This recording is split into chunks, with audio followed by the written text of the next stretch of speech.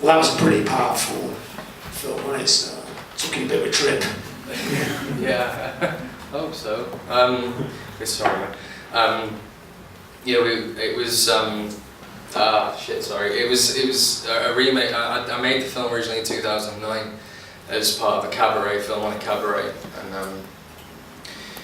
and it was shot originally in like a couple of nights, and it was shot on like a bit of a. It felt rushed. It felt like a story that needed a bit more love. It was shot on a Canon XM2, and it didn't look too great, unfortunately. And the police came and they kicked our fucking heads in as well, which was interesting. But the first time I shot the fight scene, that was... Should have kept the camera, wouldn't you? Oh, I did. I've got the footage of the policeman running at me with his fucking trunk shit. Yeah, I shit my pants.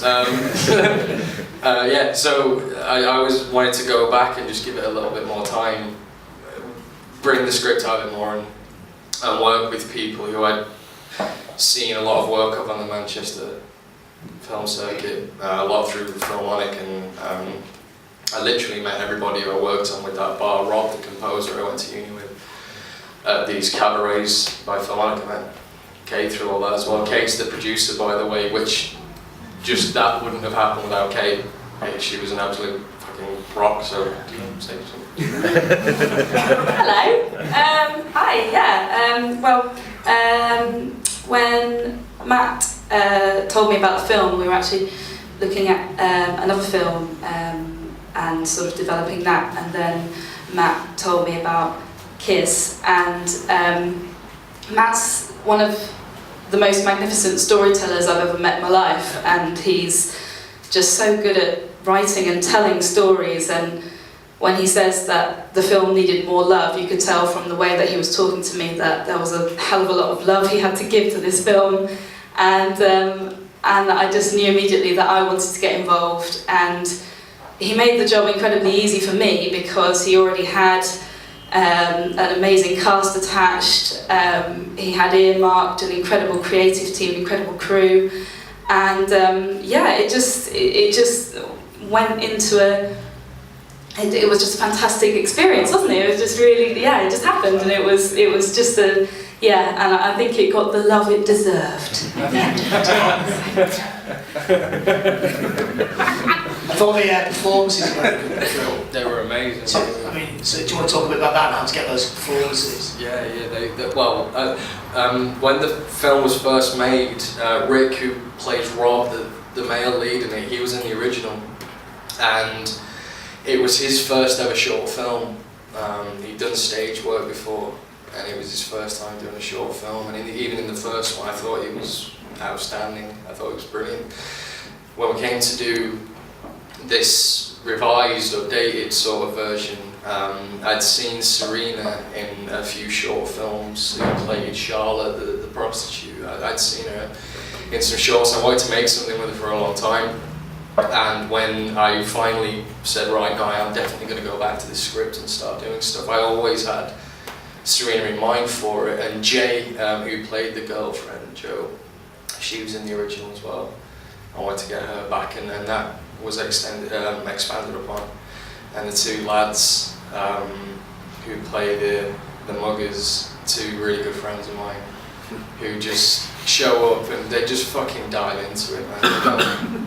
You know what I mean? He's so nice. This is what's so good about this sort of creative, just fucking volcano that's in Manchester. There's a lot of people going, yeah, right, what do you need? Cool, alright, yeah, no, fine, what do you want to do? Should I get naked? No? Okay. I fucking dive into it and headbutt the shit out of it. That's what I love about the people who work up here, man. There's so much talent, and like, they show up and they give a shit. They don't show up and like they're checking their watch and all that shit. They just show up like, right, what do we need to do?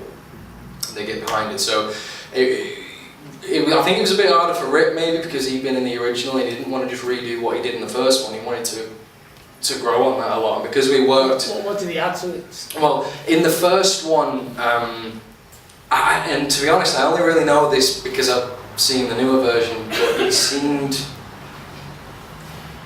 a little bit more like he didn't fully trust himself almost. to perform, you know what I mean? Like with this one, he knew what he had to bring to it, and he knew how to just push it out a little bit further, and he made himself really vulnerable. And his face, his eyes, he just knew. We chatted and we had conversations, and we talk about where everything's coming from the characters and things, and he just knows what he does. And I think it's important to let them do their thing. That's what actors do. You can't say, right, you need to say this line exactly like this. It's bullshit, because it might not fucking work. So you let them do their thing, and they'll try something and it'll work or it won't, and more often than not with that, we were so lucky because whatever they did worked. All these tiny little mannerisms, these little things actors do, you gotta let them do it. So it was awesome. It was brilliant. So you're basically creating a space for people to perform. That's what you're doing. Yeah, I get. Yeah, I mean, I think. I don't know. I don't want to say yes to that and make it sound like you know, like I'm here just like that. I don't know. That seems a little bit almost too self-righteous in a way. Like I'm saying, as a space performance. It's not like that. It's like we come together for a reason. We know what we want to make, and then it's just important to let an actor do their job, and you don't just show up, you don't just do it. We rehearsed it. It was beautiful. We rehearsed it out on the grass. Remember, in summer, just outside my flat, we got out on the grass and we're all sitting there with some food, some pasta and a blanket. Wow, let's do the read. And we did it, and they tried different things, and we had to reel it in or push it. You know what I mean? It was just It was the most fun I've done quite a few short films, and this was by far the most. I fucking loved it, man. I like there's a lot of twists and turns in the plot, because you think it's going to go one way, it's a completely different direction. Yeah. Is that something you do in your writing? You kind of toy with people's expectations a lot. Yeah, try and sort of set up one thing and then show another. That was very much the first idea from Kiss was this idea of a guy who couldn't sleep because he needed his girlfriend to kiss his back. That whenever he couldn't sleep, he was stressed out for whatever reason. His girlfriend, that would be his comfort thing. And then when you take that girlfriend out of it and he's just a guy who needs his back kissed and he has to go curl crawling to get it done, it's like, well, fuck, is she going to end up in a fridge? You know what I mean? Headless, lipless, end up on some... That's what you all thought, though, wasn't it? Just to sort of end up in some sort of woman kebab, which is important that people think that, you know what I mean? It is. And like, so, yeah, it was absolutely about having this incredibly sympathetic character, at least at first. But then when you see shit moving on, it's like, well, hang on a minute. Is this all going to go a bit Fred West? But to be able to then bring it right back around and say, no, this is... The whole thing about that film, after the kissing back idea, was that it's about not knowing what someone's going through.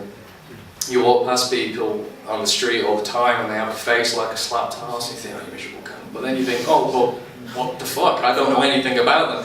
And the fact that this guy's been through something so immense, and then this woman works in an industry where she's so fucking trodden down on, and then she has to go back out to work after going through this massively emotional experience, that was what the idea really turned into. Sorry, I'm chatting shit. No, actually, no. I mean, it's not only like great writing that creates that situation where we pull in one direction, go in the other, but the acting was good as well. To do that, so he's basically doing, at first he's like looking like a bit of a psychopath, Yeah. and then he twists it around. I thought that was very clever. Yeah. It was completely not what I expected at all, but it was really, really well done, really fantastically done. So is there any questions at all? Yeah, firstly, happy to this. Just wondering, where did that come from? Because that's something like that feels like it has come from somewhere. I don't think you've just written that up, emotionally wise. No, it was just an idea. I really do vibe off stories about, God, this sounds like such a bullshit, but about stories just about people, and not necessarily guys saving the world, just these incredibly human moments that people deal with in a trauma or a wonderful, joyful thing, and then they carry on their day. You know what I mean? Someone has a kid one day, 10 years later that kid dies. They've spent 10 years putting something so much into this thing that grows and becomes a person, has its own personality, and then it's gone, you know what I mean? And it's not, I mean, in the grand scheme of things, you think, oh yeah, when Navy SEALs go and shoot Osama bin Laden in the face, and it's terrible, and it's brilliant, and it is what it is, but just those little slices of life, I just really dig that, man. That's all it is, really. I should have just said, I like slice of life, shouldn't I? Sorry. And one more question. I got the whole vibe of it. It felt like Lost in Translation in a real tricky, in like a bad way. 'Cause it's kind of like Lost in Translation is all about the tranquilness of Japan. Obviously, there's the jet lag feeling, but you kind of flipped it on its head as well. So it's kind of like you played like, have you heard the band Air that did the soundtrack for Lost in Translation? You kind of played their music over something a little bit different. Is that intentional? Like, oh, this is what you expect, and here's what I'm going to give you.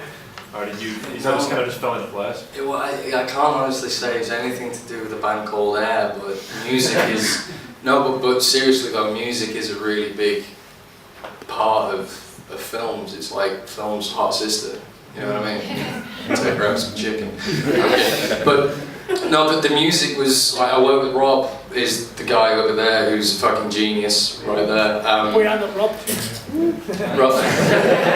Rob and me have worked together quite a few times, and going into this and writing it, when I write, I listen to certain types of music, like I'm sure people do.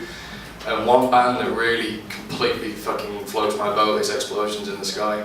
Oh yeah. They write every single track on any one of their albums. One makes you feel like you can fly, the other one makes you feel like you're fucking drowning in mud. You know what I mean? So with the music was such an important part of that, and Rob worked his ass off to get it like that as well. We worked a lot together to try and literally, I am one of those arseholes who goes up and says, yeah right, I want it like this but not too much like that, and a little bit like this, and he's like sitting there like, he's like, what the fuck does that mean? You know what I mean? Goes like, I want it poppy but not too poppy, upbeat but not too upbeat. He's sitting there going, I'm gonna fucking drown you. You know what I mean? Yeah. At least you know what you want, which is sort of your role in making the film, isn't it? Kind of, yeah. I'd go in and say, look, here are a few tracks. This is kind of the feeling that they give me, and this is what I think it should feel like to watch and stuff. And then that's what a composer does. Again, it's like the actor. You say, this is kind of, there's got to be a lot of trust. Yeah. Yeah, well, it's a great film, so thanks very much.